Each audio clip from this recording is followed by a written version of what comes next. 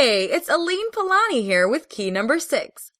All people who achieved success in weight loss have surrounded themselves with people who had goals, ideas, and aspirations that supported their desire to lose weight.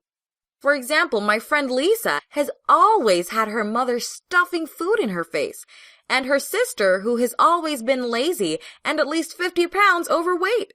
They both were very negative people and had habits that did not promote a healthy lifestyle, and each time Lisa was seeing them, she was tempted to eat bad foods or drink soda.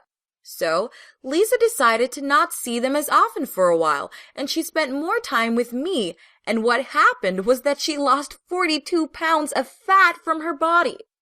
Then, because she became an example for her family, both her mom and sister lost a lot of weight, because Lisa became strong enough to be able to influence them in a good way and not the other way around.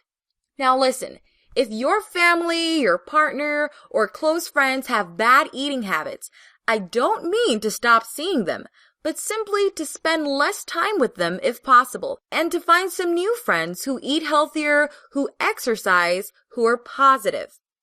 So I want you to make a list with all the people around you who are bringing down your weight loss efforts, while at the same time write down 3 to 4 people that would help your efforts if you were to hang around them, and try to stay close to them as much as you can.